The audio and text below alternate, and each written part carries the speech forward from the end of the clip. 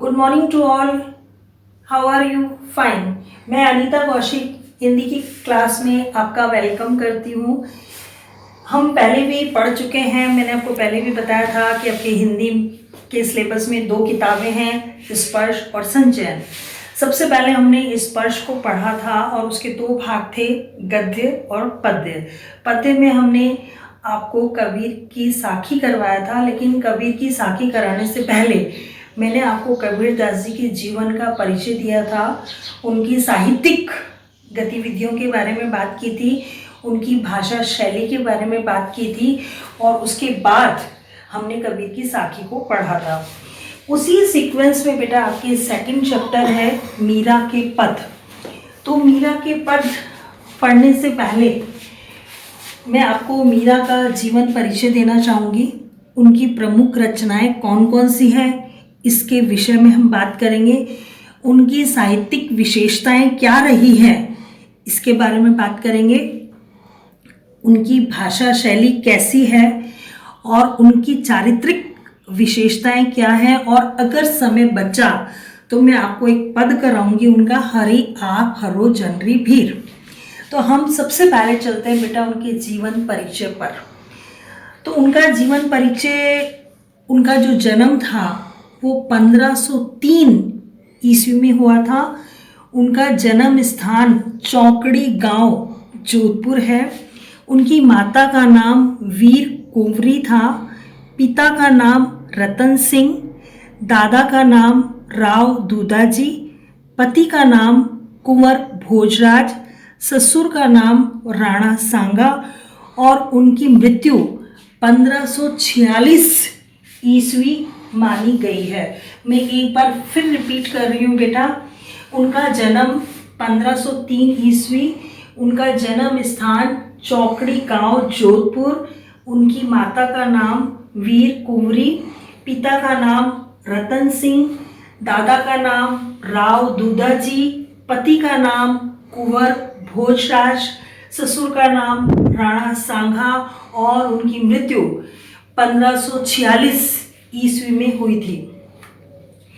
उनकी जो प्रमुख रचना है वो है पदावली। और पदावली जो उन्होंने मीरा ने लिखा है, उसकी जो विशेषताएं हैं, वो सबसे पहली विशेषता है उनकी कृष्ण भक्ति, दूसरी है प्रेम जनित वेदना, थर्ड भावना से ओत प्रोत, आत्माभिव्यंजन, संगीत तथा गेयता के गुण मौजूद हैं, अनुभूति की पूर्णता है, सरस व मधुर शब्दावली है। तो कृष्ण भक्ति, मीरा शुरू से ही कृष्ण की भक्ति करती आई हैं। वो प्रत्येक रूप में कृष्ण को प्राप्त करना चाहती थी। कभी पति के रूप में उन्होंने माना, कभी सखा के रूप में माना, कभी अपने देवता के रूप में उन्होंने कृष्ण को माना। तो कृष्ण भक्ति में हमेशा लीन रहती थी। ये माना जाता है कि जब वो बहुत कृष्ण के प्रति उनकी भक्ति कैसे जागृत हुई, कि जब वो माना जाता है कि जब वो बहुत छोटी थी, बच्ची थी, उस समय उनकी माता ने एक बारात वहाँ से जा रही थी और उन्होंने अपनी माँ से पूछा कि माँ ये घोड़े पर बैठा है, ये कौन है? उनकी माता ने कहा बेटा ये एक दूल्हा है। तो वो बच्ची थी, उन्होंने अपनी माँ से पूछा माँ मेरा दूल्हा कब आएगा? तो माता को कुछ नहीं सूझा और वो उसका जवाब नहीं दे पाई। उन्होंने कृष्ण भगवान की मूर्ति उसके हाथ में रखते हुए बोला ये तेरा दूल्हा है। वो दिन था, उस दिन से मीरा के मन में कृष्ण के प्रति भक्ति जागृत हो गई और वो हमेशा कृष्ण को प्राप्त करने की सोचती रही। प्रेम जनित वेदना, जब वो कृष्ण जी से प्यार करती थी तो उनके मन में कृष्ण के प्रति वेदना थी, पीड़ा थी, क्योंकि वो हमेशा कृष्ण को प्राप्त करना चाहती थी। भावना से ओतप्रोत, जो भी पद इन्होंने लिखे वो भावना से ओतप्रोत थे, क्योंकि वो भावनात्मक रूप से कृष्ण से जुड़ी हुई थी और हर वक्त उन्हीं के बारे में सोचती थी।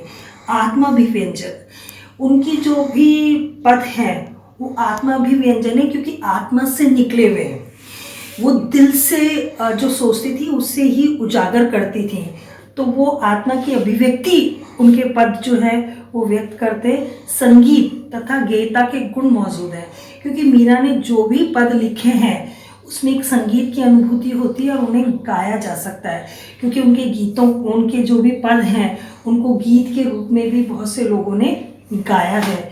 अनुभूति की पूर्णता, कि मीरा के पद एक अनुभूति की पूर्णता देते थे, जो हम महसूस करते हैं वो मीरा अपने अनुभव और अनुभूति के आधार पर ही व्यक्त करती थी। सरस व मधुर शब्दावली, मीरा के जो पद थे उनमें सरसता थी, मधुरता थी, और उन्होंने अपने पदों में जिन शब्दों का प्रयोग किया है वो बहुत ही सरस व मधुर शब्द थे। अब बेटा हम आते हैं उनकी साहित्यिक विशेषता। तो उनके साहित्यिक विशेषता थी पीड़िता तथा वियोगनी के स्वर, दूसरा था कृष्ण रूप का वर्णन, तीसरा भक्ति की सहजता, और चौथा है संघर्षशीलता। तो हम पहले पॉइंट की ओर आते हैं, पीड़िता तथा वियोगनी के स्वर। जैसा मैंने आपको बताया था कि वो कृष्ण भक्ति में लीन रहती थी, तो उनके जितने भी पद थे उनमें पीड़िता के स्वर मुखरित होते थे, और वियोगनी वो हमेशा कृष्ण के वियोग में ही रही। मैंने आपको प्रीवियस चैप्टर में जब हमने कबीर किया था तो मैंने आपको बताया था कि हमारे हिंदी साहित्य में कुछ रसों की बात हुई है, उसमें से एक महत्वपूर्ण रस है श्रृंगार रस, जिसके दो भाग होते हैं। पहला होता है संयोग, दूसरा होता है वियोग। तो वियोग से ही यहाँ वियोगनी शब्द बना है। तो उनके जो भी पद उन्होंने लिखे हैं वो कृष्ण भगवान से वियोग के रूप में लिखे हैं, क्योंकि वो उन्हें प्राप्त करना चाहती थी और वो उन्हें मिल नहीं रहे थे। कृष्ण रूप का वर्णन, उन्होंने जगह जगह कृष्ण के सौंदर्य का वर्णन किया है, उनके रूप का वर्णन किया है। उन्होंने जगह जगह लिखा है, जाके सर पे मोर मुकुट मेरो पति सोई, गल वैजंती माला। तो हमेशा उन्होंने कृष्ण भगवान के सौंदर्य का वर्णन किया है। भक्ति की सहजता, कृष्ण भगवान के प्रति जो मीरा की भक्ति थी उसमें बहुत सहजता थी, सरलता थी, और एक सुनने वाले को भी बहुत ही सुकून देती थी। संघर्षशीलता, ये मैंने आपको पहले भी बताया कि मीरा बहुत संघर्षशील रही, क्योंकि वो जब बहुत छोटी थी तो उनकी माता का देहांत हो गया था, और उनकी इच्छा के विरुद्ध उनकी शादी राजा भोजराज से कर दी गई थी। उसके बाद भी राजा भोजराज का देहांत भी बहुत जल्दी हो गया था, और एक वो विधवा का जीवन उन्होंने जब तक जिया तब तक उसको व्यक्त किया। समाज में उस समय विधवा होना और उसके साथ जिंदा रहना बहुत मुश्किल का काम था, तो उन्होंने जीवन भर संघर्ष ही किया। उसके बाद हम बात करते हैं बेटा उनकी भाषा शैली की। तो उनकी जो भाषा शैली है उसमें जिन शब्दों का समावेश हमें मिलता है वो है ब्रज, राजस्थानी, गुजराती, पंजाबी और खड़ी बोली।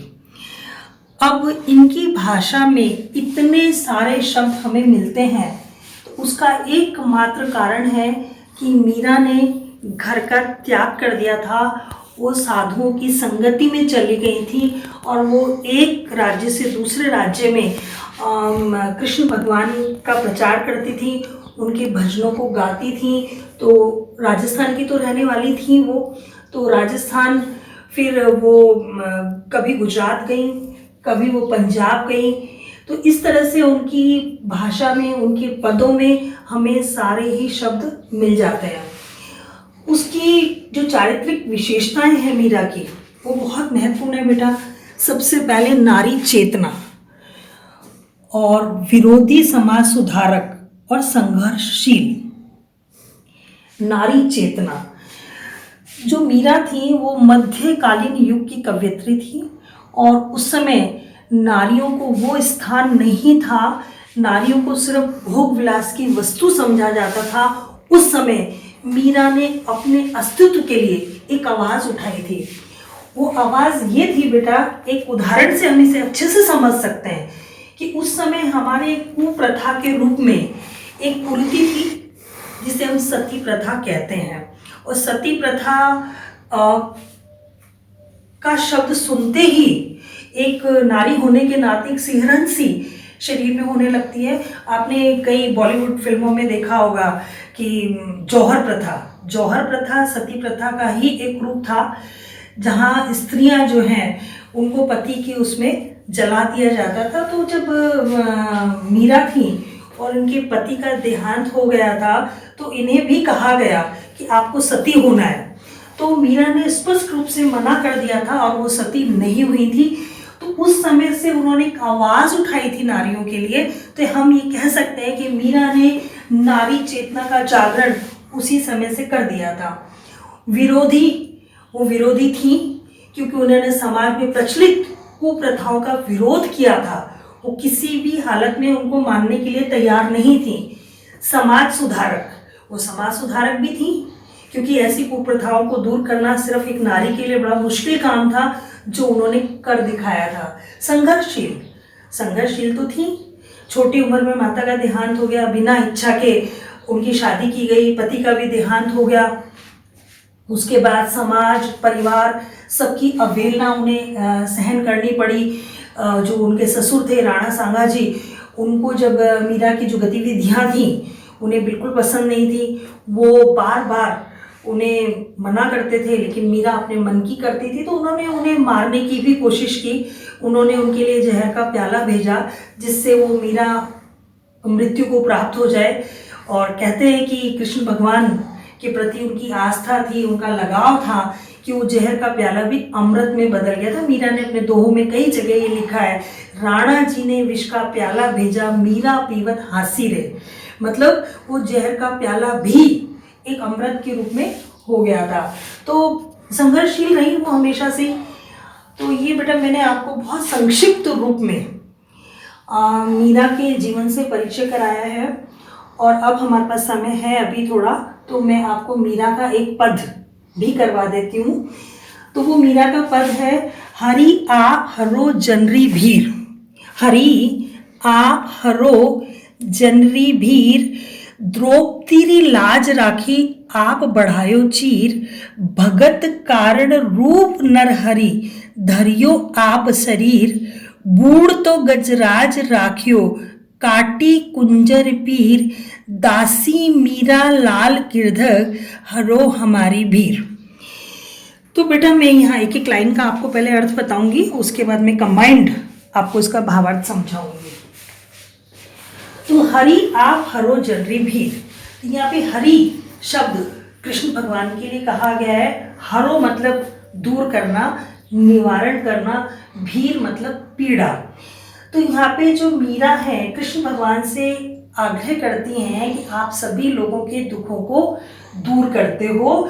द्रौपदी लाज राखी आप बढ़ायो चीर, कि आपने द्रौपदी की इज्जत बचाने के लिए उसके चीर यानी वस्त्र को भी बढ़ाते चले गए थे। ये आप सभी को मालूम है कि महाभारत के अंदर जो दुशासन थे उन्होंने भरी सभा में द्रौपदी की साड़ी को खींचना शुरू किया था। तो उन्होंने जब कृष्ण भगवान को याद किया तो कृष्ण भगवान उसके चीर को, साड़ी को बढ़ाते ही चले गए थे।